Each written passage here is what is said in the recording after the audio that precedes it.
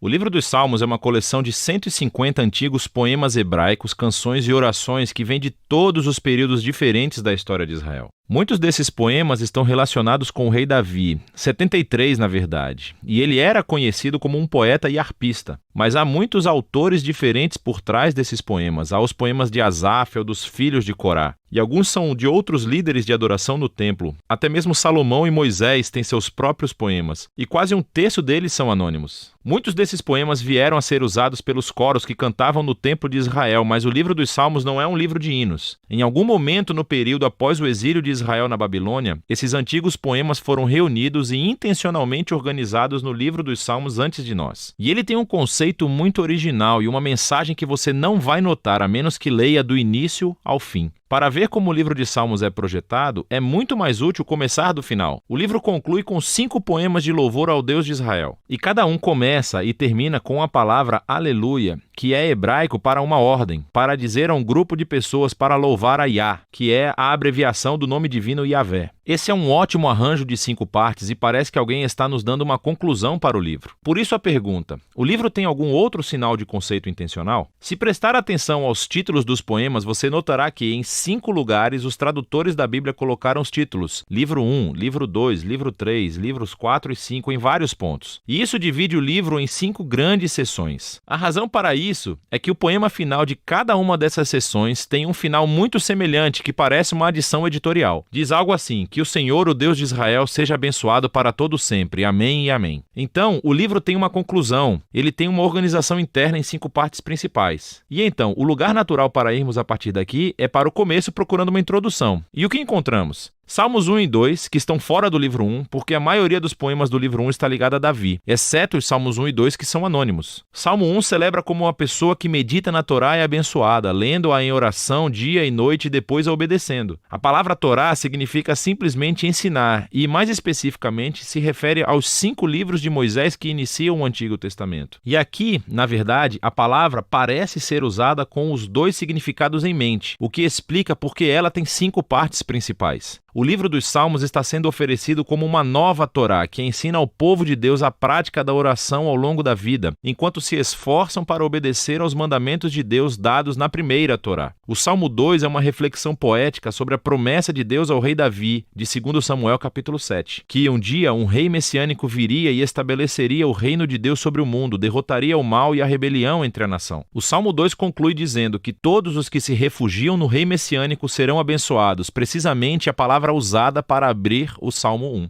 E assim, juntos, esses 2 poemas nos dizem que o livro dos Salmos foi criado para ser o livro de orações do povo de Deus. Enquanto eles se esforçam para ser fiéis aos mandamentos da Torá, têm esperança e aguardam a chegada do futuro rei messiânico. Agora, com esses 2 temas introduzidos, podemos começar a ver como os livros menores também foram projetados em torno dessas 2 ideias. Assim, por exemplo, o livro 1 tem no centro uma coleção de poemas, Salmos 15 a 24, que começa e termina com uma chamada à fidelidade da aliança. Então, Salmos 16 a 18, encontramos uma descrição de Davi como um modelo desse tipo de fidelidade. Então, ele clama a Deus para libertá-lo e Deus o eleva como rei. No conjunto correspondente de poemas, Salmos de 20 a 23, o Davi do passado tornou-se uma imagem do rei messiânico do futuro, que também clamará a Deus. Ele será dado e, em seguida, receberá um reino sobre as nações. Então, bem no centro dessa coleção está o poema, o Salmo 19, dedicado a louvar a Deus pela Torá. Então, aqui vamos nós, os 2 temas dos Salmos 1 e 2 estão unidos firmemente aqui. O livro 2 abre com 2 poemas que estão unidos em sua esperança de um futuro retorno ao templo em Sião. E esta é uma imagem intimamente associada à esperança do reino messiânico. Então, o livro 2 termina com um poema que descreve o futuro reinado do rei messiânico sobre toda a nação. Esse poema é realmente surpreendente, porque ecoa todas as outras passagens dos profetas sobre o reino messiânico. E conclui dizendo que o reinado deste rei trará o cumprimento da antiga promessa de Deus a Abraão, de trazer a bênção de Deus para todas as nações. O livro 3 também conclui com um poema refletindo na promessa de Deus a Davi, mas dessa vez à luz do exílio de Israel. Então o poeta se lembra de como Deus disse que nunca abandonaria a linhagem de Davi. Mas agora ele está olhando para a rebelião de Israel e o seu resultado, e destruição, e exílio, e a queda da linhagem de Davi. E assim o poeta termina pedindo a Deus que nunca esqueça a sua promessa a Davi. O livro 4 foi concebido para responder a essa crise do exílio. Assim, o poema de abertura nos leva de volta às raízes de Israel com a oração de Moisés, e ele faz o que fez no Monte Sinai após o incidente do bezerro de ouro, que é invocar a Deus para mostrar misericórdia. O centro do livro 4 é dominado por um grupo de poemas que anunciam que o Senhor, o Deus de Israel, reina como o verdadeiro rei do mundo, e que toda a criação, árvores, montanhas,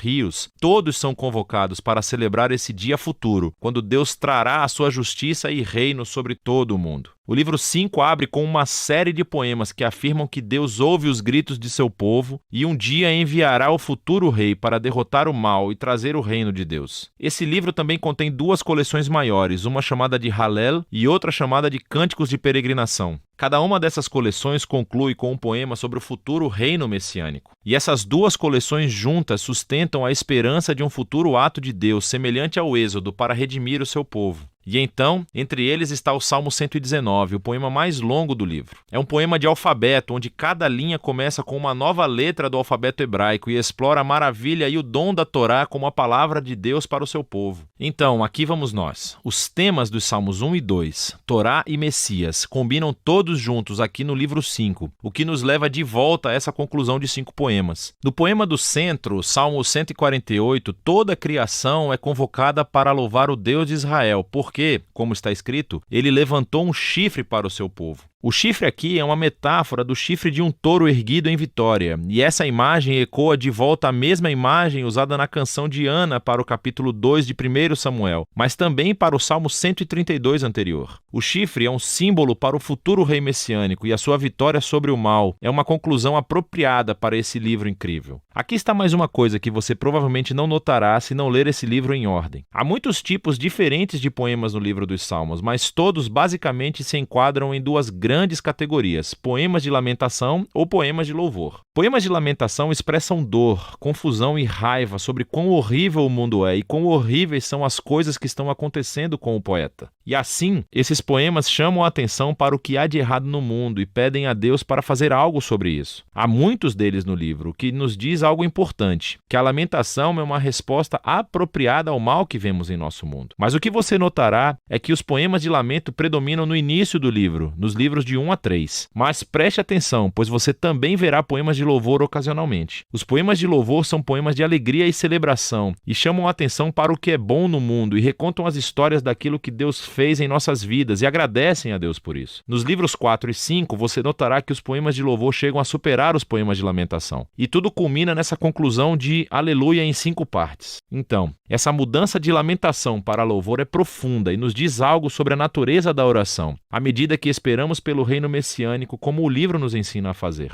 Isso criará tensão ao analisarmos o estado trágico do nosso mundo e das nossas vidas. E assim, os salmos nos ensinam a não ignorar a dor de nossas vidas, mas, ao mesmo tempo, a fé bíblica é voltada para o futuro, olhando para as promessas do futuro reino messiânico de Deus. E assim, a Torá e o Messias, lamentação e louvor, fé e esperança, é disso que se trata o livro dos Salmos.